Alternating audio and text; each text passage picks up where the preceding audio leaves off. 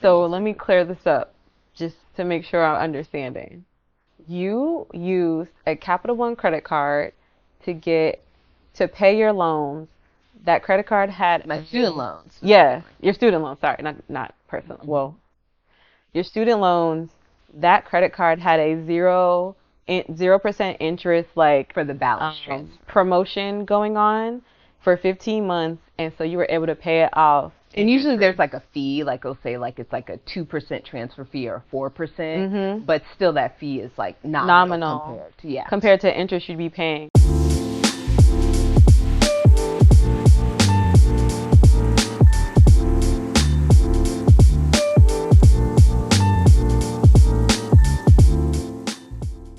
What's up, y'all? I'm Lauren. And I'm Adrian. And this is the Two Mics, Two Glasses podcast. We're two best friends discuss business ownership in life.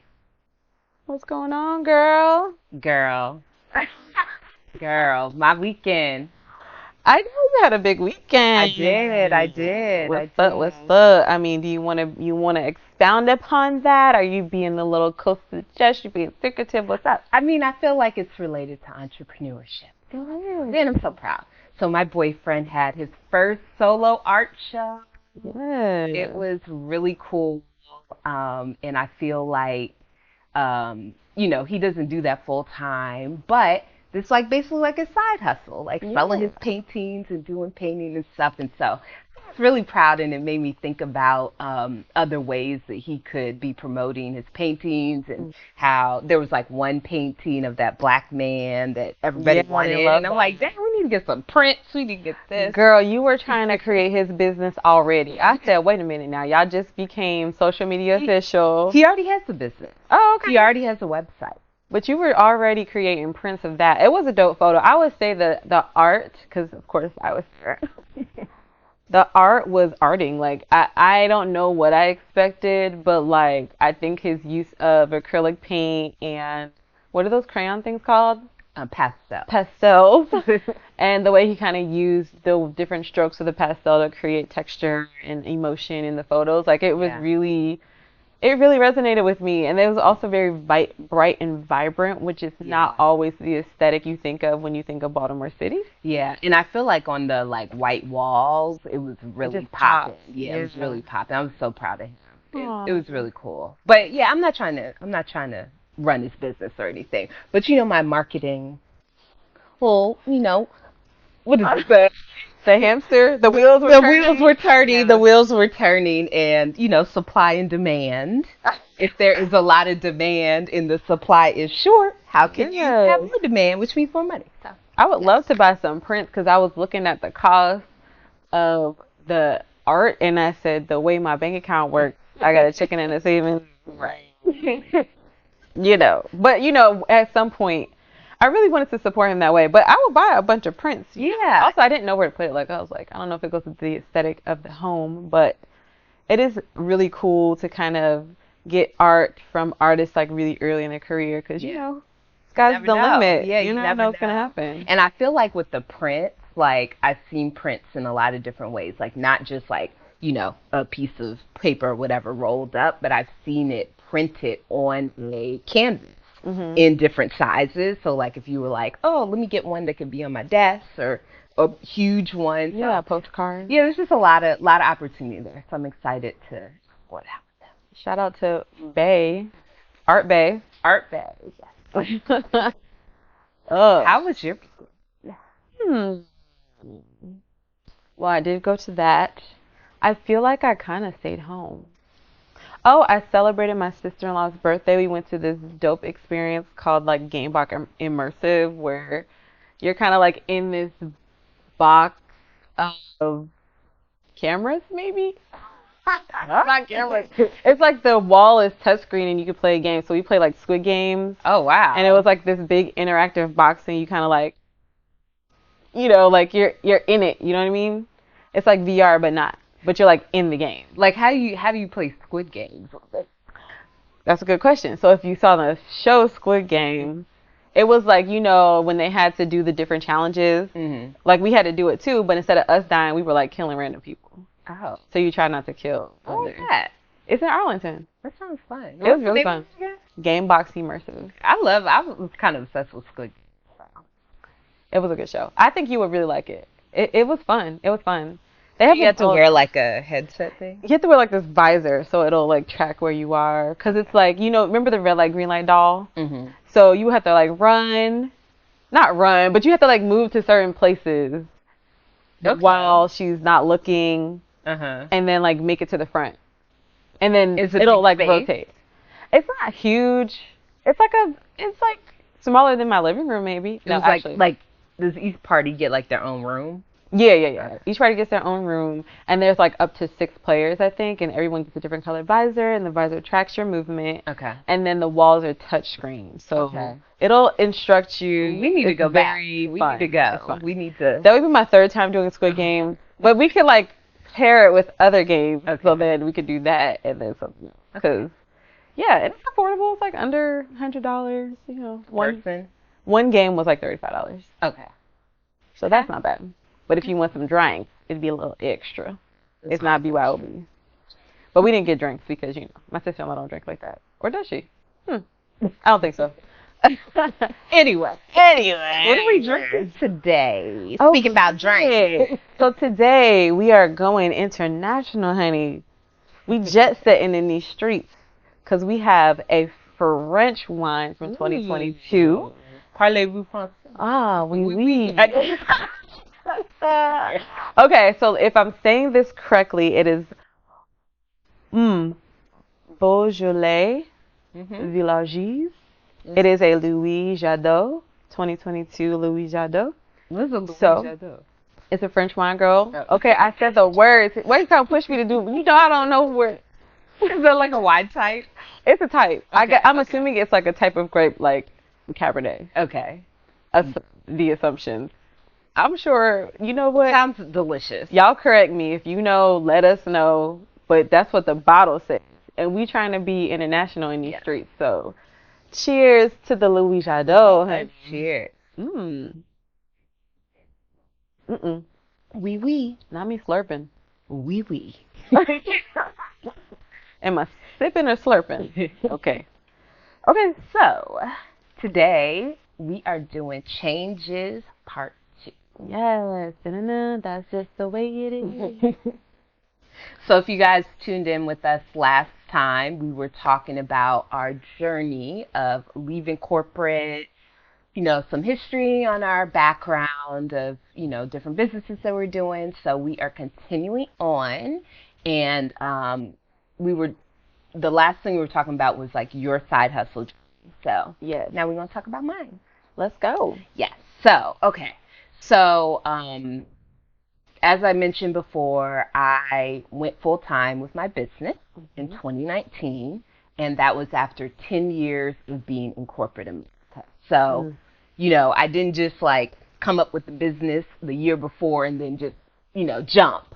I did a lot of preparation before. So, even before I had my business, before I did the web design business, I started or done 3 or 4 side hustles before I even went full time with my business. So, experienced. Long story short, yes, very experienced. My journey was when we got out of school, I created a company. So I'm into art too, and I'm an artist, but I've always done it kind of like on the side. So I was really interested in doing more art and helping kids do more art. So I created a company called Kick and Crafts, which did arts and crafts kits. It was like DIY arts and crafts kits. So I would get all the supplies to create something, and I would give them the instructions. You could choose how many people it was for. So 2 kids, 4 kids, and then they could get their little box, their kit, and they would be that. So yeah, that was like my first little business. I registered. That's such a good idea. It was good, but it was probably a lot of work. Well, it was no money. Maybe I wasn't doing it right, but the money was low. Well, if you were trying to market to parents with children who rarely have monies to pay for things, or maybe you were just in the wrong neighborhood. I think it wasn't an original idea. Oh, so I feel like you can go to like a toy store or other like brick and mortar stores and buy something like a kit. But you could have blackified it, and then that would have been because we don't be, especially back then, were we in the stores like What's like a black thing they could make though? it could be like a picture of a black child, and they can like frame it and put it somewhere because it was really hard to find things. I remember my mom, bless her. I would talk about my mom every episode. I love her. She would like really have to go hunting for things for us, like whether it was dolls or arts and craft or whatever we were doing, to find a black face on it was really hard back then. So if you're talking 10 years ago, I mean, now I think it might be more, like especially with the internet, just so much easier to find things. But back before, it was really cool to buy from Amazon. Yeah. She was like hunting. So I think that's when you started. Was before we had hit the Yeah, I think online craze. I feel like it was like 2009, Yeah. 2010 or whatever. So yeah, it was okay idea. I like the black idea, so maybe that'll be my next business. Cut me in. I want to cut. I'll get you a finder's fee. Fee. I don't ownership, honey. Okay, all right. 5%. We'll talk about that. 10%. That is it. But yeah, so that was my first business, and I just wasn't really making much money from it, and it was costing. It wasn't like cheap to get the supplies. Like I remember I did like a DIY, make your own homemade lip gloss and stuff. Oh. And so it was cute, like a little jars, but it was just. I don't remember like a lot of ordering online back then and getting like being able to get a lot of stuff like that for cheap. Yeah. So at that time I was going to like Container Store and stuff, and it was just expensive. It was adding up. So scratched that idea. And then I think this was like kind of around the same time. So I was doing the web design. I started doing the web design just like for fun, but I made it an official business in 2012 because I had some friends that were like, hey, can you do my website for this business, DJ business, this business, that business, or whatever. And finally, I'm like, I need to charge for this. So I was doing that. I think that was like 2012, even though I was only charging like $250 or something for a site. Girl. Very low. But it was better than free, which is what I was doing for years. For the Black Planet, on the Black Planet. Yes. Because that was like, Black Planet was like 04. No, not even 04. When did we go into high school? 2000. Dang, why are you telling our age? I mean, we get messing with you. We're getting just better, not like fine wine, finer. This is the finest I've ever been. So yes, that's true. I just learned how to do my makeup. Like I feel like 30s are like you be popping, like because you got money, a little bit of money, but then you have sense. Sense. You got money and sense. Dollar sense and common sense. Yeah, I just feel, I don't know, 30s is nice. Besides, like, you're getting older, you're like, oh, I'm getting older, but me and these creek. But I feel like your mind and your body, everything is just like connected. Yeah, figuring stuff out. So yeah, that's real.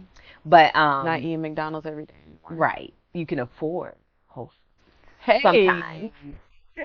Shonda, Trader Joe's, yes. But yeah, so I was doing the web design business, but I still was like not really. It wasn't the flow of it, and like the demand wasn't super high. So I was just doing it for friends, and I still wasn't, even though I made it a business because like a business entity, because like I just felt like it needed to be more official. But it wasn't like it was like super thriving. It was like few sites a year. I was okay. And then simultaneously, some of my best friends from college, shout out to DACA Entertainment. What up, DACA? We always used to host parties in college, and so when we graduated from school, we're like, we still want to host parties, and this really should be a business. Sorry, I had a flashback. I know our events were good. Our events were. It was kind of popping. They were very popping. They were sold out. You talking about college? I remember that one party with those products that you were selling. Ladies lighted. I remember a lot. And then somebody went into Downward Dog. Like, you know what I'm talking about? No, it was a child's pose. It was a pose that. It was a little TMI. That's all I'll say. But it was like a ladies' night in where we were getting all sexy and stuff. But that was fun. But yeah, so in our, once we were out of school and we're doing it as a business, it was 4 of us owned the company. So it was like a partnership of 4, which 25%. probably issue number one because it's very challenging. Too many chefs in the It's a lot of people, yeah, to have a business. And once you start really putting the work in, you can get a little resentful if everybody's not putting in the same amount of work. But when you have 4 people, it's hard to all be putting in the same amount of work, especially when different things are happening in our life. Yeah, and different people have different skill sets. So. Yeah, yeah. But it was a good business, and our events did really well. So we did 4 events a year: a ladies' night in, party bus to Linganore Reggae Wine Festival, Hey. a charity bowl, like a flag football, and a I was kickball. invited to that one. You were on the list. Did I opt out? I don't know. It was a fish fry too. You don't remember that? Mm-mm. Okay. Oof. But it was like a sports related one, and then the ugly sweater party. Fun. Yeah. So that was really fun. It was really fun, but I just felt like we were not making any money. Well, we were making money, but our profit was like not good because we were renting party buses, and not only did we go over the time every time because of all these people who were drunk and everything else. Oh my God. But we also sometimes had to incur a cleaning fee because people were getting sick. Oh, I see the face of the person. I recall the time that I went. I was like, girl, you ain't gonna go outside. It was bad. We ain't moving yet. And when we were at the Wine Festival, it was literally a business. So we would go there. We would have like a couple of us go there like at like 5 a.m., 6 a.m., set up the 4 tents.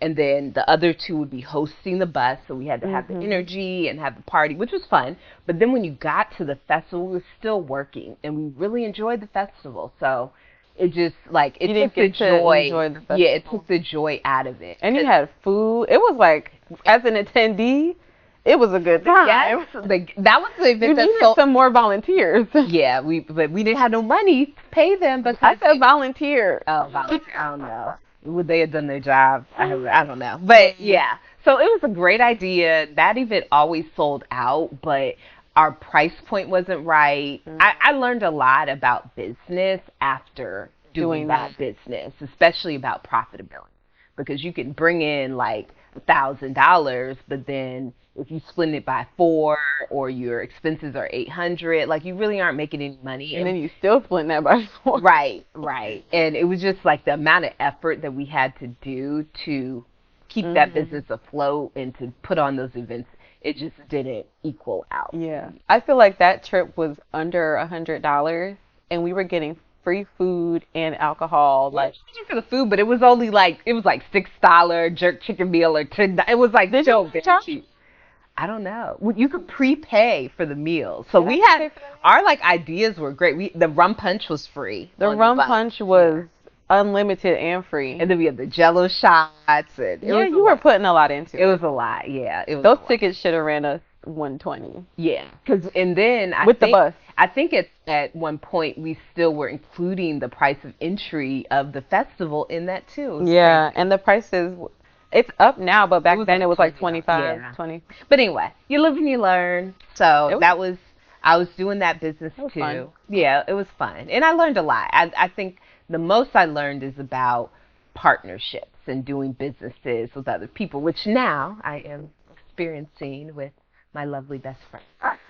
But I feel like those lessons that I learned made me more prepared to, we really thought through our ideas when we were going into doing business together. And so I think maybe, if we both didn't have like past experiences or did all the research we did, things could be different.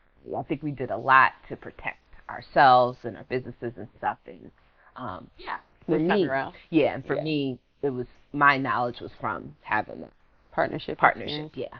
So that was that, and then what other? Oh, the other business that I did. It wasn't my business per se, like an LLC, but basically I was working. It wasn't exactly like a Ponzi scheme, but what was it? Affiliate marketing. Multi-level marketing. Multi-level marketing. Which it was. Girl, where are you? No, it wasn't Ponzi. It wasn't Ponzi. Sorry, that was not the right word, because this was a legit business, and I think the business. Disclaimer: we only work in legitimate businesses. This was not an alleged Ponzi scheme. I feel like when you say allegedly, I used the wrong word. that clears you of It wasn't legal. Ponzi scheme. I never thought it was a Ponzi scheme. I used the wrong term. So the term is a Multi-level marketing corporation. corporation. It is basically like Amway, Avon, Mary Kay. So this one, because we love wine so much, it was Well, a at-home wine tasting one, which was so fun. So Mhm. basically, I was like a wine, like I taught wine tastings, or I led wine tastings, and so my friends, family, whoever wanted would hire me to do an at-home wine tasting. And the wine came from like Napa Valley, like it came from like California, was like very high quality, and they were really smart. So like when you did the wine tasting, we were able to offer 5 bottles for like $50 or $60, which were used for the tasting. So really cheap price, really good price. And then you come to the house, and I did one at your house. Yes. And they gave us like all this information on cards about each wine, and we would like let you taste all the wines, and you own the wine, so you guys could finish the bottles if you wanted. And then I would recommend like the cheeses, Yeah, and we would have fruit and chocolate, and It was a good the time. spicy crackers. You remember my spicy? I do with the ranch. I hate ranch, but the crackers were good. Crackers were good. So it was super fun. I really liked that. I was gaining weight doing it because I was eating and drinking cheese and chocolate. I was getting tipsy. But it was super fun. But It's a lit job though. it was pretty lit. But what I realized in doing that job, because I can't even remember how long I did it. I think I definitely did it for less than a year now. But what I remembered about it is I also had my web design business at the time. And I was doing like 4 wine tastings a month. So I would do like 1 per weekend, sometimes even 2 per weekend. And most people wanted it like a Friday night, a Saturday night. I was driving there, so you know that's gas that's being used. And I got paid off of the sales. So like if you guys joined the wine club or if you bought bottles, I got paid, but it was a fraction. And I remember that the biggest check I ever got from them was $200. And I had done 4 wine tastings. I had sold multiple bottles. And meanwhile, I could do 1 website in 1 weekend and get $250. So I could do 4 websites in a month and have get $1,000 and be at my home and still have my Friday nights and Saturday nights available. So when I started like tallying up that, it just financially it didn't make any sense. Yeah, for me But it trying was to make fun. money, it was very. And that's why it's not a Ponzi scheme, because you are getting paid from the sale of the wine, not necessarily the sale of bringing other people in. Yeah. If you get paid to just bring people into an organization, that's illegal. Okay. If you get paid to bring people into an organization, but then you get a percentage of the products that they sell, it's legal. Okay. I didn't make the rules. It's good to know. Good to know. just in case, because I actually was approached with an interesting opportunity. I remember you did a multi-level marketing. Yeah, I did ACN, which is Were you like making any money? I made a few bucks a couple times. I made a couple $100. I think my biggest check was like maybe 400-500, and that's when my dad was working with me because he did most of it. But I was on top of him, so like his work kind of helped me. But with ACN, we were selling more like utilities, so it was like, oh, get your electricity through ACN, and ACN has somehow brokered a deal to where I guess it's like I guess the direct sales of it created this large amount of people, so it was like bringing people directly to them, and so because we brought people directly to them, to whatever provider it was, they cut us a discount. And so we technically were supposed to be able to provide discounted rates on your like electricity or your gas or your cable or whatever, and then we would be able to get a percentage of that as the person who created that connection. Okay. But you know, it just takes a certain type of person for any multi-level marketing company, and I don't know if I have the influence, and I have figured that out and moved on into something that kind of fit my personality more. Yeah. But there are people who are like, they're super popular, very smart, and they can talk you into,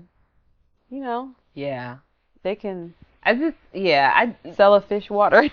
I know like some people are very successful in multi-level marketing, but I also feel like there's just a certain level of pushiness that you have to kind of be. That's true. And I just, You got to activate your team. yeah, but it was like, they really, the first thing they say is like work your personal network. And when you know a lot of people that are doing multi-level marketing, you have a whole bunch of people. Like I would have someone who's like, "Hey Adrian, how you doing?" It would be a text. "Hey Adrian, how you Yeah, doing?" you ain't talked to them And I'm in like, 3 years. I'm like, oh, maybe this. And they're like, "I'm having a party this Saturday. You want to come?" And I'm like, "Okay, what type of party is this?" Well, just come. There'll be food. Yeah, and so then I know that it's like something real sketch because you don't really talk to But them. right after college, I fell for multiple of those, like many, many different types. I mean, yeah. Yeah. Yeah. So that part was like it just isn't a great feeling because I think about one in particular, this guy or whatever who was doing that to me, and I really like was interested in like being his friend in real life, but I felt like I wasn't getting the real invites because he was having other stuff that had nothing to do with his multi-level marketing. Oh, you But just feel who that is later. yeah, you don't know him. You don't know it's someone Oh. from church. But Oh. but yeah, it was just that's the part. It the tapping in having to tap into your network, and sometimes they just are a little pushy with it. And then, well, it's not even pushy, but sometimes you feel kind of guilty. It's like not a little disingenuous. Yeah, that's the word. It's not really. It's not an organic, like, oh, I want to be your friend. It's like, I did the same thing. I sent mad texts. They were like, you have all these numbers in your phone. Reach out to every number in your phone. And I'm like, I don't want to. But it did shape my view on business. I guess that was another side hustle. I did do ACN before I started the hair company. So shout out to them. It's definitely a side hustle because they ACN. work you. They do. And for you to make any money, you have to like go to these different things and pay to go to events, and you have to bring in people. You have to have a team. You need to make certain marks and stuff. And I'm sure you're enjoying this episode, but we wanted to quickly pop in to let you know about the cool swag we're wearing today. AMW Apparel is a line of inspirational and entrepreneurial clothing for those looking to stand out and make a statement to their following. We provide comfortable and high-quality t-shirts, sweatshirts, tank tops, and more. Enter code 2mics2glasses, which is the number 2, MICS, the number 2 again, GLASSES, with no spaces, for 10% off your first order at shopwithamw.com. Link in the description. We appreciate your support. But I think what it teaches you is kind of how to be a go-getter. Sometimes, like for me, I think especially for introverts. Yeah, really I'm pushes you out of your comfort very zone. introverted, and like it really pushed me out of my comfort zone to be more like, I don't know, just less self-conscious about certain things, but also it kind of taught me some like basic things of business of like going for stuff. You have to continue to try. It's okay if somebody says no. It's not a big deal. Just the worst you could say is no. It's not going to kill you. You know what I mean? So yeah, it's a good learning. Not to turn this into something else, but it was a good learning tool. We're going to talk about multi-level marketing. We don't need to talk too much more about multi-level marketing. Next. There will not be an episode about multi-level. Hopefully there won't. No. We over it. That's not something that we have become successful from. Yeah. Because I feel like we want to talk about like starting your own businesses, like having a business in your name registered with the state. And they will tell you that it is your business. But of course they'll tell you that. I guess when you get to a certain size, it kind of like you have to manage the money in some way. But anyway. But that's not the normal, that's not the regular, the typical path is not the gargantuan, Yeah. Anyway. Happy that we're not connected to it. But I still love, I get a little Avon. What I learned. I get a little Mary Cat. Oh, I did do Avon in college, too. I forgot about that. I used to do Avon so I can get some Skin So Soft for cheap. Yeah, I like some of the soft. makeup ones were good. Yeah. Skin ones. But, yeah. I don't know. I haven't had many people hit me up. Like, I feel like less and less people are doing multi-level. Well, I think it's our age, too. Like, they kind of get you younger before you before you know, like, what. Oh, that's Or it. you know better. No, it works for certain people. It's not that they're trying to trick you because older people also like they start when they're Yeah. older. My dad did Amway for years. My grandmother did Yeah. Amway, but it was like And the woman that recruited me for the wine business was like she's at least older. 10 to 20 years older than me. Yeah. Yeah, I don't know though. I think people ain't got time to be doing it. I don't know what it is actually. Anyway, moving on, moving on. So let's get into this next portion of what we're talking about where we kind of talk more about how we prepare to leave corporate because it's a whole process up in here, like mindset, money, like even client preparation, Yeah. um, systems and processes in your business. You have people helping you. So let's dive into that. Should I start? You want to start? You go first. I'll go first. Since yours is So more recent. it is, yeah. I might have less. Well, maybe not. I don't know. I think my journey to exiting corporate was a lot more mindset than anything else. Um, Not thinking from a place of scarcity was something that I had to work with, but then also like readjusting where I got my value. So for me, just being really book smart. um, I did really well in school, and then I started working, and I kind of like got knocked back a bit. And so for me, I found a lot of value in the position and level that I had gotten in my corporate journey because I fought so hard to get there. Mm-hmm. Like I had a lot of ups and downs, I had a lot of missteps and I setbacks, but I had really learned so much from that, and I feel like I became extremely good at my job. Like I was really good at my job. I actually enjoyed doing it, and I didn't realize that until I was like talking to people who don't do it, and they're like, "Oh, wow. That's intriguing. I think I want to hire you to do that, or I want to hire you to help me with that stuff." So like This is when you were still in corporate. I was still in corporate.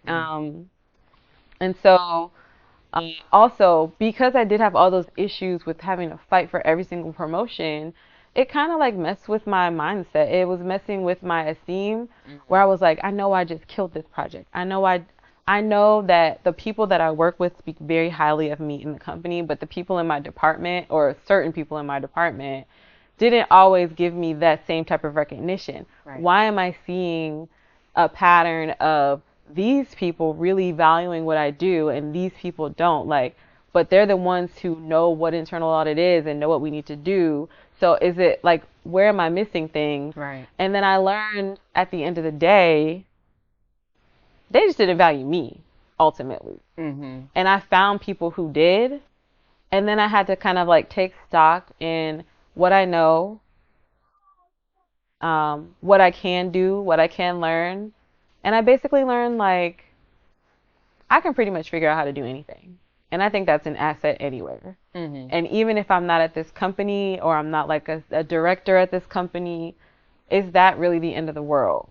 Like, or would I find more value in having more control over my time? Mm-hmm. Having more control over creating peace in my home environment. Mm-hmm. I was going to work and coming home so irritated and annoyed, and I had the best husband ever because he could have easily taken that differently, but he didn't. Mm-hmm. He understood the stuff that I was going through and really supported me through that.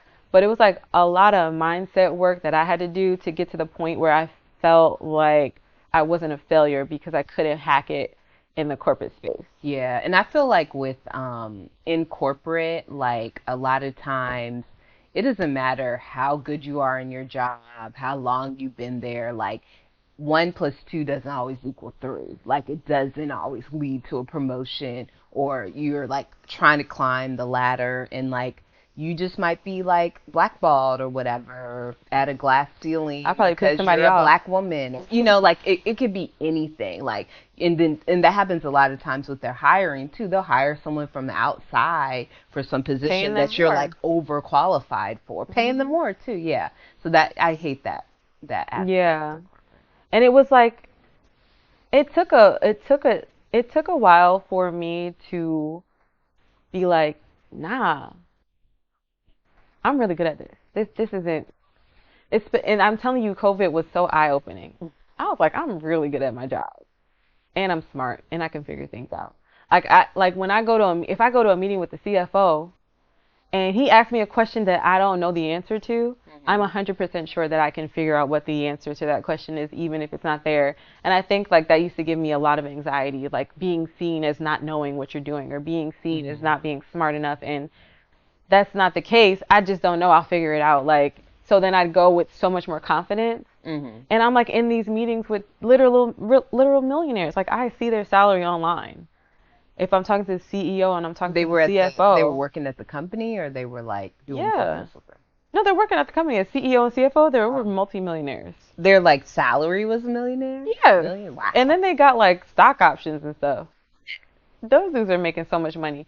And then I'm in a meeting with them and they're asking me what's going on in their business, right? So they're like relying on us to give them information. And once I kind of like piece together that don't nobody know what the F they doing and they really just figuring it out. Yeah.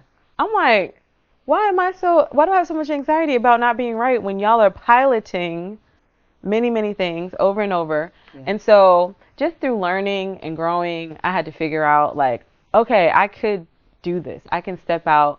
I can work for a small business or be an entrepreneur because I can figure it out. I can do this.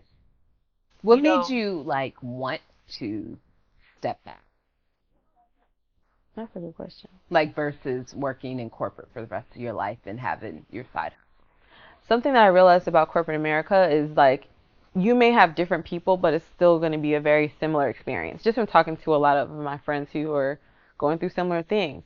Also in the accounting audit world, it's just such a super demanding industry. Like I said before, there's no downtime. And it's going to be like that. And they basically require you to work the next position before promoting you to the next position. So like if I'm a manager, they would expect me to work as a senior manager or director for X amount of time before deeming me worthy of being promoted to that next step. And as a black woman, again, I know I keep bringing that I'm not getting paid nothing. But that time might be even longer. It might be double. It can be longer. Time. And then also I was thinking, I just noticed the women in the field, right? So different companies, having friends, talking to them, seeing that going to another corporation wouldn't necessarily solve the issues that I'm facing. Yeah. I was like, you know what? This just isn't the environment where I thrive. Also, I was looking at the women there and, you know, we want to have kids. And it's kind of like they stressed and unhappy and paying thousands and thousands of dollars to daycare. How can I create a space where I can be with my kids? And I remember my mom was in IT. She worked from home. She did work for a corporation, but she worked from home mostly because she was in IT. And so it was much easier to be remote work there because you're kind of like solving problems in a silo. It's not like, I mean, they have team meetings and stuff, but she didn't really have to go in like that for work. When you were a kid? Yeah, and I didn't realize how rare that was.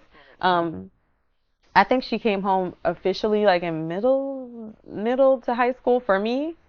Because, you know, she wasn't always home. But, like, when I got to a certain age, she was always home. And I was like, didn't realize how rare that was, basically. Yeah. But I did see how she was able to come pick us up when she needed to. She was able to be there for us in a way that was different, right? Like, before, when we were in aftercare until, like, 6, 7 o'clock. Now, you know, we can come home on the bus and she'll be there. Yeah. So it's just, like, figuring out if that's the life that this is the life that I want. I want to be there for my kids, but also I know that I am accomplished enough, talented enough, smart enough to figure out how to make money on my own here. And then like having the different opportunities that I've had like through side hustling and meeting other entrepreneurs like my fave Michelle, now that I'm working with Mitchell Consulting, even though it's not my business per se. I wasn't your fave entrepreneur? Of course you were. You connected me to Michelle, so you're like my absolute ultimate. There's no levels.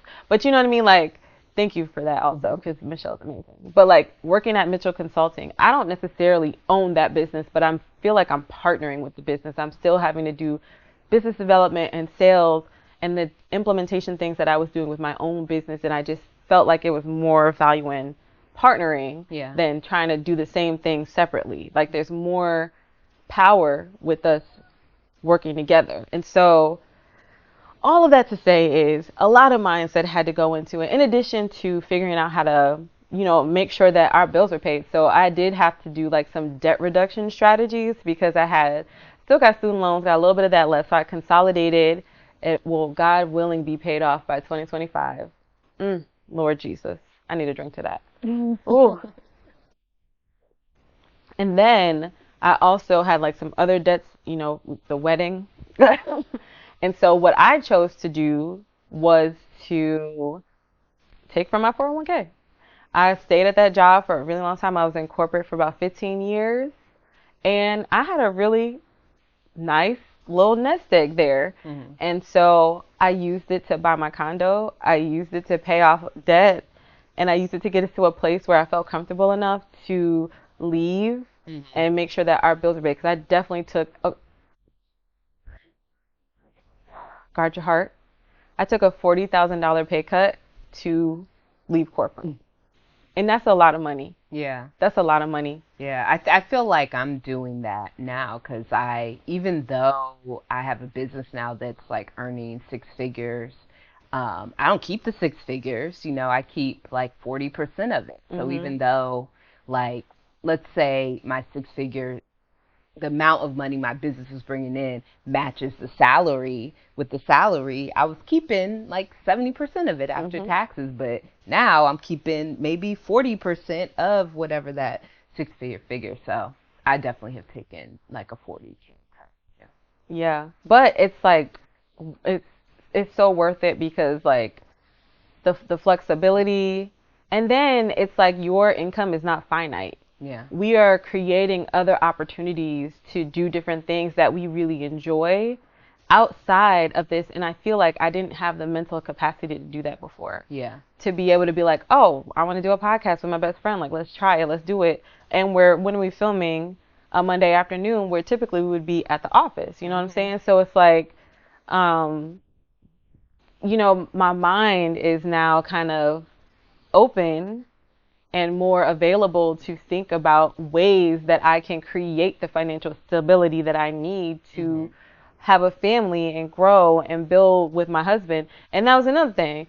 The husband came through because, girl, I ain't gonna lie, when I was put on his health insurance, the care that I felt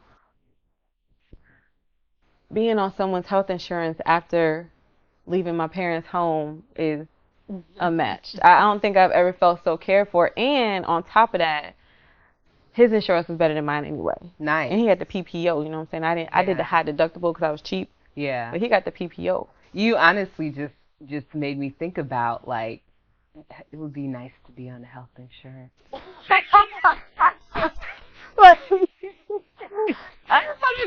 Anyway, for another time. When I had health insurance.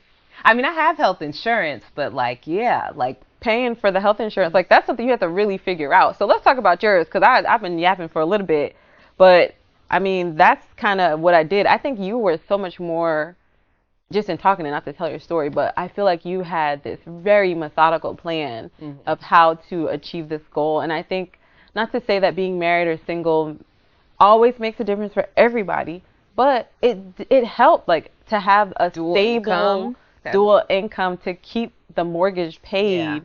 And God forbid the worst thing ever happens, we still have his paycheck, even if we gonna be brushing our teeth with baking soda. Yeah. So when I first went full time and was like in a coaching program with other female entrepreneurs, I was like, out of like 20 women, I was like one of two that was like single and didn't have any type of support or whatever. So I feel like a lot. The coaching group that you met Michelle in? Yeah. Oh, wow. So like almost all of them were married. Almost all of them were like a little bit older than me. But even the ones that were younger than me or my age were married too. So I think there is something to being able to have a partner, because like if something happens to you, it's not just you, like, it's y'all. And sometimes when you have a partner, your personal expenses are less because you're sharing. But anyway, my no, that's extreme. That's very, very true. It's definitely like it's like it took a little bit of the pressure off because I had a little bit of a backing. I mean, his one income isn't gonna cover every single thing, but like the like we'll still have a home, and that's That's a actually big like deal.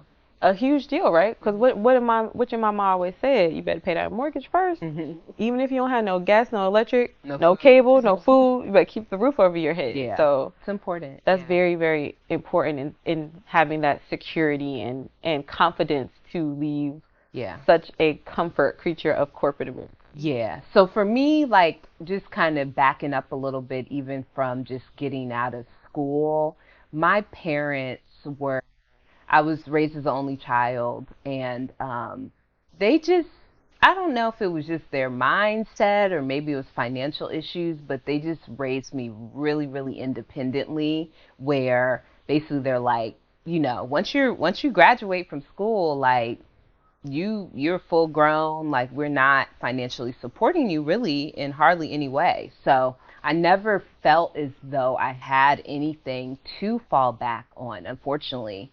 But what it did is it made me make smarter financial decisions because I didn't have room to stuff up, Make basically. mistakes, yeah. Yeah, I did. I mean, I could have technically like moved back in with my parents or something, but it also the household, it just there were some issues in my parents' house, which still to this day exists, that would make it not a pleasant experience for me to be there. So knowing all of that, it made me really just make moves and do things to be independent. And honestly, though, going full time was maybe completely separate, like in if thinking about financial stability, going full time was like the complete opposite of financial stable. But I had a belief in myself that I was going to be able to make it work, and God had given me multiple signs that I was supposed to do it. So um, I think I started. How did I start preparing?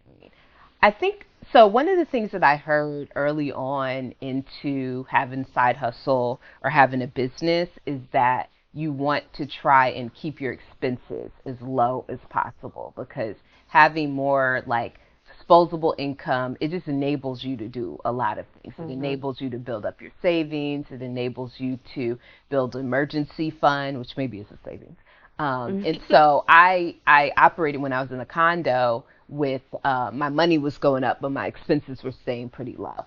So I've lived like, kind of like a budgeted life for a long time, and I have a spreadsheet that I Girl, the follow. budget queen. I am, and She gave me her budget when I was going. I was like, thank you. It was actually really helpful. Yeah, I've shared that spreadsheet with like a lot of different people. I don't know how many are like actually adhering to it, but honestly, that's what led to me being able to pay off student loans and stuff.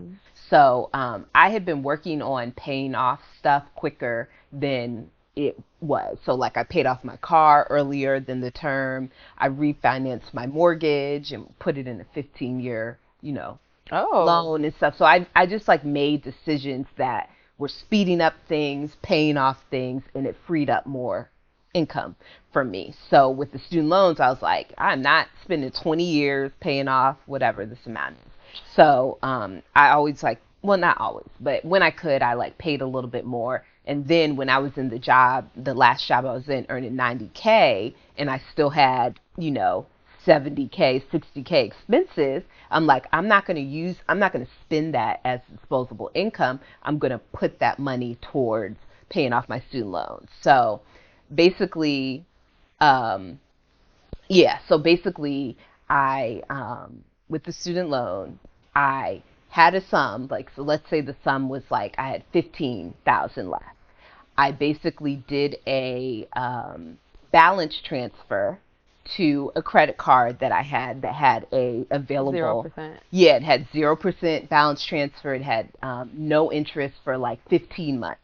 So instead of me like paying a sum or a larger sum to the loan person or whatever for the student loan, I was paying Capital One, who I wasn't accruing any additional interest.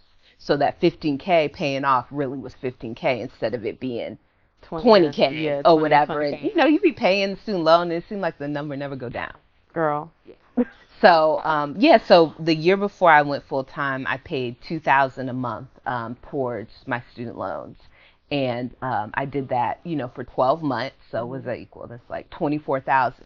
So maybe I had a larger than 15,000. So I paid off pretty much almost, I would say at least 20,000 probably, with the balance transfer. So I knew that was the final amount. And that's how I paid off my student loan, which was like my final big bill. So let me clear this up just to make sure I'm understanding. You used a Capital One credit card to pay your loans. That credit card had my student loans. Yeah, your student loans. Sorry, not personal. Well, your student loans.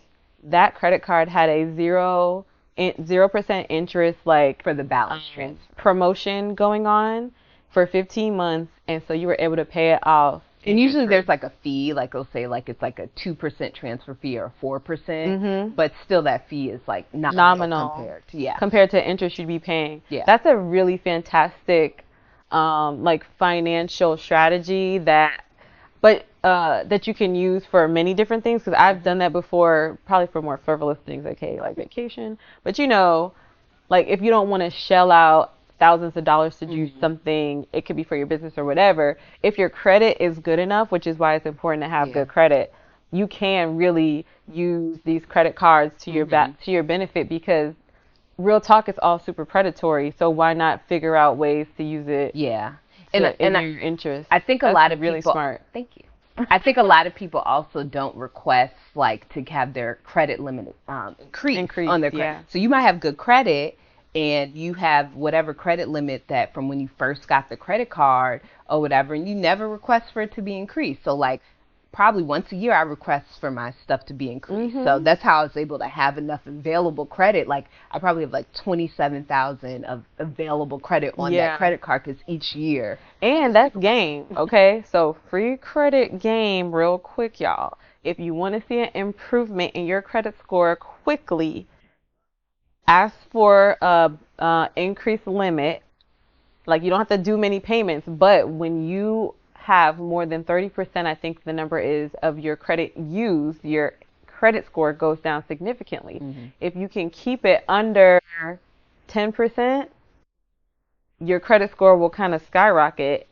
And if you're able to just ask for limits to be increased, clearly that's going to your available decrease credit your higher. percentage. Right. So a lot of people don't know those things. Some people do, of course, but like just in our experiences of having to improve credit or keep it at a certain level to be able to do the type of strategy that you did to pay off your student loan, like you kind of need to keep some of that in mind. Sorry. Yeah. Made a little bit of a tangent. It's okay. So, I mean, basically that's like the majority of like my story. Well, I would say the actions that I did. So I had a budget. When my income increased, I didn't make my expenses increase. I still was living a very budgeted life. I was living like I was earning way less money, so I would have that $2,000 extra to put towards my student loans, and so I was able to pay off my student loans, which made my debt way low or whatever, and made me just more financially prepared.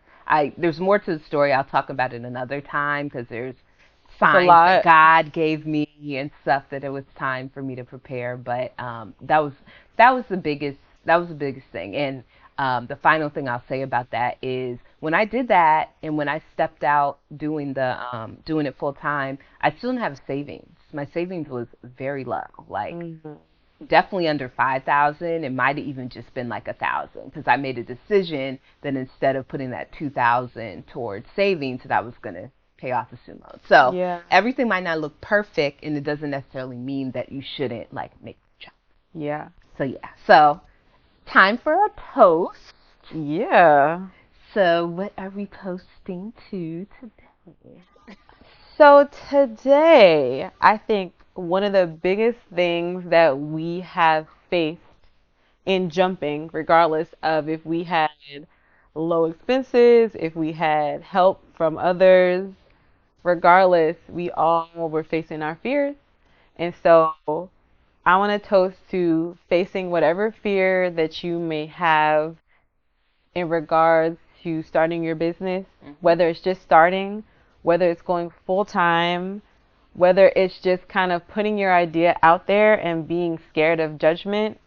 Like, Even filing the LLC, just might filing be something you might be fearful. You may not want to put your Social Security into the federal government, even though it's already there, but you do have to go to the, the IRS to get the tax ID. So like, whatever that fear is, face your fear, because you never know what's on the other side of that fear, right? And it's not that you won't have it. It's just, are you going to let it control what you do, or are you going to kind of allow it to push you forward? Yeah. Are you going to face it, or are you going to kind of let it be a stumbling block? So let's toast to facing your fears.